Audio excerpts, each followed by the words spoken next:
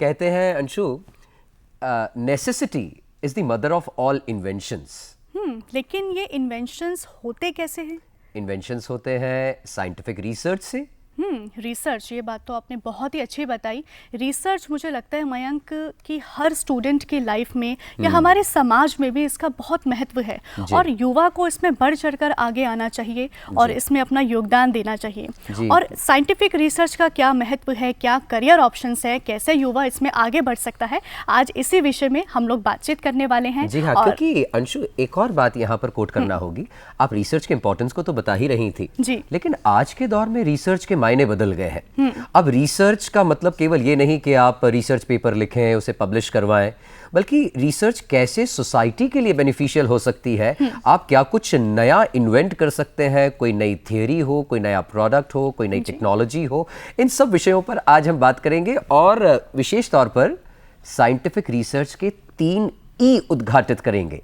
पहला ई होगा इकोनॉमी, दूसरा ई होगा एम्प्लॉयमेंट और तीसरा होगा एंटरप्रेन्योरशिप। इन 3 ईज पर विशेष चर्चा के लिए आज हमने हमारे स्टूडियो में बहुत ही विशेष मेहमान को बुलाया है। स्वागत करवा दीजिए। चलिए मिलकर स्वागत करते हैं प्रोफेसर अविनाश चंद्र पांडे जी का। सर स्वागत है डीडी मॉर्निंग शो में। जी हाँ, director inter university accelerator centre है प्रोफेसर AC पांडे, बहुत स्वागत है आपका। सर बातचीत की शुरुआत करते हैं। जैसे अभी बात चल रही थी, मैं कह रहा था कि साइंटिफिक रिसर्च और रिसर्च के मायने बदल गए हैं। आपके अनुसार किन क्षेत्रों में रिसर्च की संभावनाएं ज़्यादा हैं और किन क्षेत्रों में रिसर्च होना चाहिए, उसकी ज़रूरत है? देखिए, किसी भी देश की जो आर्थिक प्रगति है वह वहाँ के वैज्ञानिक अनुसंधान पर निर्भर है और लगातार जो मानवता में प्रगति हुई है उसके पीछे मूल में वैज्ञानिक प्रगति। जी। तो प्रारंभ में जो हम लोग जिसको इंडस्ट्रियल रिवोल्यूशन कहते हैं, जी, पहला, दूसरा, तीसरा, और अब हम लोग चौथे औद्योगिक क्रांति के दहलीज पर खड़े हैं। जी। तो आपने देखा होगा कि पहली औद्योगिक क्रांति में जब स्टीम इंजन आया, उसके बाद हमने व्यापक तौर पर उनका उपयोग करना शुरू किया। फिर बाद में असेंबली लाइनिंग की बात हुई, फिर सेमीकंडक्टर्स पर गए। अब जो समय है वो डिसरप्शंस का, कि वह बहुत जल्दी आएंगे और उनकी पीक लंबे समय तक नहीं रहेगी, तब तक दूसरा डिसरप्शन आ जाएगा। तो ऐसे में जो नए आयाम साइंटिफिक रिसर्च के खुल रहे हैं जी, उनमें आपने नाम सुना होगा, क्वांटम कंप्यूटिंग की बात होती है, जो पूर्व में जो कंप्यूटिंग का आधार था उससे इतर। जी। इसी प्रकार जो नई खोजें होंगी वह समाज में अपने को, विशेष करके अपनी लॉन्गेविटी, जो कठिनाइयां हैं मानव समाज में, उनको लेकर के लक्षित होंगी। प्रोफेसर पांडे, आपने नए आयामों के बारे में बताया, इसमें आप दर्शकों को बताएं कि युवा के लिए आज के दौर में इसमें करियर ऑप्शंस और क्या क्या हो सकते हैं? जहाँ तक नई शिक्षा नीति, जो राष्ट्रीय शिक्षा नीति के तौर पर हमारे समक्ष 2020 में इसको हमने रोल किया है, जी। किसी भी वास्तविक समस्या का जो निदान है किसी एक डिसिप्लिन का मोहताज नहीं होता। जी। उसका जो समाधान है वो कई विषयों के इंटरफेस पर लाई करता है। तो आज के युवा को सशक्त बनाने के लिए जो मल्टी डिसिप्लिनरी एजुकेशन है उस पर बल दिया जा रहा है। जबकि आप उस प्रॉब्लम को, जिस प्रॉब्लम से आप और आपका समाज जूझ रहा है, उनके समाधान तक आप पहुँचें। जी। जो संभावनाएं हैं, वो जो नया इकोसिस्टम आपके समक्ष उभर करके आ रहा है, पहले जो तरीके थे उसमें था फिक्स्ड रोट लर्निंग का तरीका था, फिक्स्ड फॉर्मेट ऑफ जॉब्स थी। अब वह लगातार द्रव के रूप में फ्लूइडिफाई हो गया है। जी। और इस क्रम में आप देखेंगे कि जो स्टार्टअप्स की बात थी, जी, हमारे यहाँ वह एक प्रकार के एक दूर की बात थी। लेकिन अभी कुछ ही दिनों में आपने देखा कि 22,000 से 2023 में जब आए 57,000 के ऊपर हमारे पास स्टार्टअप्स आ गए। यूनिकॉर्न्स की संख्या लगातार बढ़ रही है। इसका मतलब कि युवा उद्यमी, उनकी संख्या बढ़ रही है। जी। और वो कन्वेंशनल तरीके से हट करके कुछ नया करना, और नया ऐसा करना जो कि समाज के हित में हो। हित के लिए हो। नए करने की बात हुई professor Pandey, no doubt scientific research करने के बाद कन्वेंशनली व्यक्ति सोचता था मैं तो प्रोफेसर बनूंगा, कॉलेज में जाऊंगा, यूनिवर्सिटी में पढ़ाऊंगा, लेकिन अब स्टार्टअप्स और आत्मनिर्भर भारत की बात करते हैं जब हम, तो और ज़्यादा संभावनाएं तलाशी जाती हैं। आपका जो सेंटर है वो किस प्रकार से बच्चों की मदद करता है या जो रिसर्च एस्पायरेंट्स हैं उनकी मदद करता है? हमारा जो केंद्र है उसका उद्देश्य था कि जो सुविधाएं सभी जगहों पर उपलब्ध नहीं हो सकती उनको एक स्थान पर जी सभी देशवासियों के लिए, विद्यार्थियों के लिए उपलब्ध कराया जाए। जी। तो संक्षिप्त परिचय के तौर पर आप मान सकते हैं, जिस प्रकार आपने नाम सुना होगा लाइट हेड्रॉन कोलाइडर जी, जो जेनेवा में है, उसी की एक छोटी सी मशीन है, वो गीगा इलेक्ट्रॉन वोल्ट पे काम करती है। हमारी मशीन मेगा इलेक्ट्रॉन वोल्ट पर, जहाँ पर आप आयन को एक्सेलरेट करके विभिन्न दिशाओं में उनका उपयोग, विभिन्न आयामों में, चाहे वो मटेरियल साइंस हो, एटमॉस्फेरिक साइंस हो, डेटिंग हो, वहाँ पर आप उसका उपयोग करते हैं। न्यूक्लियर साइंस तो हमारी पहचान ही थी, लेकिन आगे चल करके हमने तो इस प्रकार का जो हब स्पोक मॉडल है कि एक जगह आप सभी प्रकार के अधुनातन सुविधाएं उपलब्ध करा दें और देश के युवा उसको आकर के उसका उपयोग कर सकें। पर कैसे जुड़े? एक लेमैन के लिए, एक ऐसा बच्चा जो पहली बार तो इस सेंटर के बारे में सुन रहा है, वो आपसे कैसे जुड़ सकता है? जुड़ने का बड़ा अच्छा तरीका है कि अगर आपके पास कोई विचार है और वो विचार आप आयन बीम जो सुविधाएं उनके इतर आसपास आप उसको करना चाहते हैं, तो वर्ष में 2 बार हमारे सुविधाएं आमंत्रित करती हैं, आवेदन पत्र मंगाती हैं और आपके प्रस्ताव आते हैं। और एक बार अगर वो प्रस्ताव खरा उतरा तो आपका आना जाना, रुकना, खाना पीना सब कुछ हमारी जिम्मेदारी है। और इसकी जानकारी प्रोफेसर साहब कहीं वेबसाइट पर आप देते हैं? हमारी वेबसाइट पर उपलब्ध है। विद्यार्थी जो हमारे साथ जुड़ जाते हैं उनका वो सेकंड होम होता है। अपने विश्वविद्यालय में न रह करके अधिकतर समय वो हमारे संस्थान में आकर के अपना समय व्यतीत करते हैं। प्रोफेसर साहब, आपने बताया कि अब रिसर्च जो है वो एक कन्वेंशनल तरीके पर ना रहकर एक इंडस्ट्रियल फोकस हो गई है, या कह सकते हैं कि प्रैक्टिकल बेस्ड आजकल रिसर्च हो रही है। इस बारे में बताइए, कितना ये देखने को मिलता है? हाँ, हमारे देश में अब एक बदलाव ये भी है कि पहले जो रिसर्च थी वो कन्फाइंड थी एकेडमिक इंस्टीट्यूशंस में, जबकि ज़्यादातर समस्याएं जिनका निदान हम ढूंढते हैं वो औद्योगिक घरानों में होती हैं।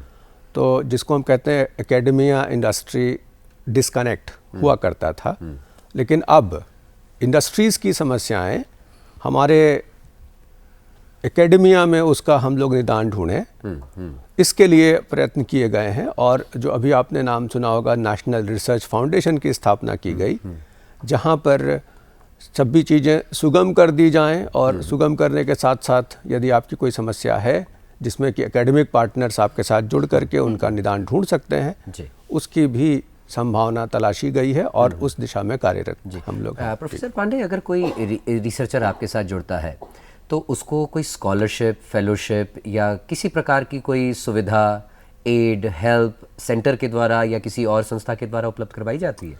देश में अब पहले पोस्ट डॉक्टरल फेलोशिप्स नहीं हुआ करती थी जी, और इसके लिए विद्यार्थी हमारे यहाँ पीएचडी करने के बाद विदेश जाते थे पीडीएफ करने के लिए।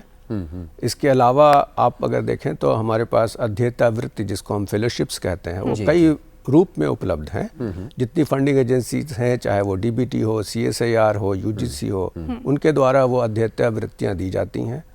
केंद्रीय विश्वविद्यालयों के पास अपनी खुद की फेलोशिप्स होती हैं। हमारे पास अगर आप आएंगे तो हमारे पास हमारी खुद की फेलोशिप्स होती हैं। प्रधानमंत्री के नाम से उनके यहाँ से भी एक फेलोशिप है जो कि बहुत ही प्रेस्टिजियस है।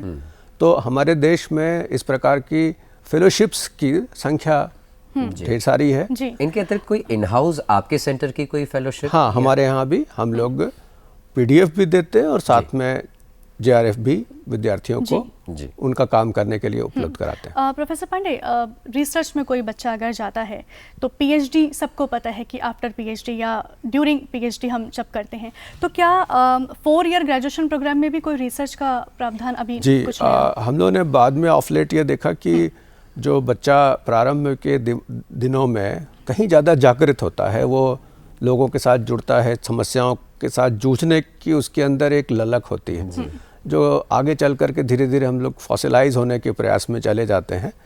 तो इस बात को ध्यान में रखते हुए जो नया पाठ्यक्रम, जो 4 ईयर यूजी प्रोग्राम आया, उसको रिसर्च ओरिएंटेड भी रखा गया कि विद्यार्थी अपने यूजी काल में ही जब वो अंडर ग्रेजुएट कर रहा हो, उसी दौरान वह रिसर्च में अगर उन्मुख है तो उसको पब्लिकेशन के साथ साथ स्किलिंग की जाए, और स्किलिंग के साथ साथ कुछ ऐसी समस्याओं के साथ जोड़ दिया जाए जो उसके पूरे जीवन को प्रभावित करे और वो उसी समस्या के समाधान में अपने को समर्पित कर सके। इस प्रकार की एक मूल उदात्त भावना इस नई राष्ट्रीय शिक्षा नीति में है। जी प्रोफेसर पांडे, साइंटिफिक रिसर्च की बात चल रही है, क्या केवल फिजिकल साइंस तक ही रिसर्च का परिक्षेत्र सीमित रहना चाहिए या अप्लाइड साइंसेज, सोशल साइंसेज भी रिसर्च की दरकार लेकर बैठे हैं? अभी तक तो ये केवल फिजिकल साइंसेस तक सीमित था, लेकिन जो राष्ट्रीय शिक्षा नीति है और जो आवश्यकताएं हैं वह सभी दिशाओं में, चाहे वो सोशल साइंसेस हो, ह्यूमैनिटीज़ हो, हर जगह रिसर्च अनिवार्य है। और उदाहरण के तौर पर जब हम मल्टीडिसिप्लिनरिटी की बात करते हैं, इंटरडिसिप्लिनरिटी की बात करते हैं, ट्रांसडिसिप्लिनरिटी की बात करते हैं, तो संभावना वहाँ भी बन जाती है कि जैसे उदाहरण के तौर पर अगर हमको मॉडलिंग करना है तो हम सोशल अनरेस्ट कहाँ पर कौन सी घटना घटेगी जिसके कारण वहाँ पर सोशल अनरेस्ट होगा, उसकी मॉडलिंग करके उसको प्रेडिक्शन कर सकते हैं। इसका मतलब कि विज्ञान की वो विचारधारा या उन इक्वेशंस को लेकर के हम सोशल साइंसेज में ले जाएं और उसको कंप्यूटेशनल बनाएं और उसके बारे में बात करें। तो कोई भी ऐसा विषय नहीं है जहाँ पर हम लोग अनुसंधान की बात नहीं सोच सकते। और हर जगह आपने कहा दरकार तो हर जगह है यदि उस विषय को विकसित होना है। दरकार बिल्कुल है और रिसर्च एक अहम हमारे समाज के लिए विषय भी है। प्रोफेसर साहब ये बताइए कि रिसर्च आपने, अगेन मेरा रिपीटेड क्वेश्चन रहेगा ये कि कन्वेंशनल जो तरीका था वो बंद होता जा रहा है, इसमें सस्टेनेबल डेवलपमेंट या उस गोल की अगर हम बात करें तो वो कितना इसको भली भांति, क्योंकि इकोनॉमी, एम्प्लॉयमेंट और एंटरप्रेन्योरशिप के साथ अब इकोलॉजी की भी बात कर लेते हैं। जी। आपने देखा होगा कि वैज्ञानिक जो डेवलपमेंट्स होते हैं, और ऐसे देखा जाए तो बहुत अप्रत्याशित दर से वैज्ञानिक और प्रौद्योगिकी में प्रगति हुई, और 500 या 5000 वर्षों में जो हुआ होगा वो 30 वर्ष में उससे अधिक डेवलपमेंट्स हुए। तो 10,000 साल के सोसाइटल इवोल्यूशन के इस कालखंड में जो वैज्ञानिक उपलब्धियां थीं वो फिर से एक पतली सी पीक दिखाई पड़ती। तो जब पतली सी पीक दिखाई पड़ती है तो उसका मतलब होता है कि हम लोग जब डेवलपमेंट करते हैं तो वो मोनोलिथिक होता है, इंसुलर होता है, किसी के साथ हमारा कोई संबंध नहीं होता। तो जो लोग उपयोग करते हैं इन उपागमों का, जो कि प्रतिफल है साइंटिफिक डेवलपमेंट का, रिसर्च का, बिना सोचे समझे करते हैं। और उसका कारण होता है, उसका नतीजा आप देखते हैं कि वाटर बॉडीज, अत्यधिक दोहन प्राकृतिक संसाधनों का। तो आज आपके समक्ष चुनौती है क्लाइमेट चेंज, ग्लोबल वार्मिंग, और सबसे बड़ी बात तो अभी गैस चैम्बर के तौर पर आपने स्टबल बर्निंग देखा। जी। तो कहीं ना कहीं हमने भी डेवलप किया और इस प्रकार किया कि आप फसल खड़ी है उसका गला काट दिया आपने, फसल खड़ी रह गई और किसान के लिए मजबूरी है कि उसको दूसरी फसल लाने के लिए उसको खेत में जलाना पड़े। तो ऐसे टेक्नोलॉजिकल डेवलपमेंट्स होने चाहिए जो कि सस्टेनेबल हो, वहनीय हो। यदि नहीं है तो उसके दुष्परिणाम आपके समक्ष। चलते चलते प्रोफेसर पांडे, कोई ऐसे इन्वेंशंस आप यहाँ बताने चाहें जो आपके सेंटर में रिसर्च फेलोज ने उद्घाटित किए हों या पता चले हों, कोई ऐसी थियरी जिसको आप कोट करना चाहें? ढेर सारी थियरीज हैं। जब हम लोग न्यूक्लियर फिजिक्स में काम करते हैं तो ऐसे एग्जिट चैनल में हमको वो प्रमाण दिखते हैं जिनसे कि न्यूक्लियर रिएक्शंस के बारे में पता चले। लेकिन जहाँ तक टेक्नोलॉजिकल डेवलपमेंट का प्रश्न है तो हमारे केंद्र में यद्यपि मेरा वो कार्यक्षेत्र नहीं था, हम लोग लो टेम्परेचर पर काम करते थे, तो ऐसा लगा कि क्यों ना हम लोग देश के लिए भी कुछ डेवलप करके दें। तो मैग्नेटिक रेजोनेंस इमेजिंग, MRI की एक मशीन हम लोगों ने स्वयं अपने यहाँ बनाई और वो अब अंतिम चरण पर है कि अब उसको डेवलप करके हम लोग उसके इमेजिंग के लिए जाएंगे। और ये एक उदाहरण है कि किस प्रकार आप एकेडमिया कोई प्रोटोटाइप टाइप डेवलप करता है और उसके बाद साथ ही साथ हमने ये भी ध्यान रखा कि इसको अपस्केलिंग कैसे की जाए। तो इंडस्ट्रीज को साथ में लिया, तभी जाकर रिसर्च जो है वो उसको सार्थकता मिलेगी। अन्यथा रिसर्च करके सिर्फ पेपर पब्लिश किया, सिर्फ डिग्री हासिल की, उससे हम लोग कुछ नहीं। हाँ, उससे सिग्निफिकेंट डिपार्चर है, क्योंकि केवल पेपर छापना ठीक है, वहाँ पर बेसिक साइंसेज में आपको करना चाहिए, लेकिन जो वास्तविक समस्याएं हैं, जो रियल प्रॉब्लम्स हैं, उनके सोल्यूशन के लिए भी हम ही को आगे आना बढ़कर पड़ेगा। समाज में कुछ योगदान करना है। प्रोफेसर पांडे, आप इस प्रोग्राम में जुड़े, इतनी सार्थक चर्चा आपके साथ हुई, आपका बहुत बहुत धन्यवाद, बहुत बहुत आभार सर। धन्यवाद।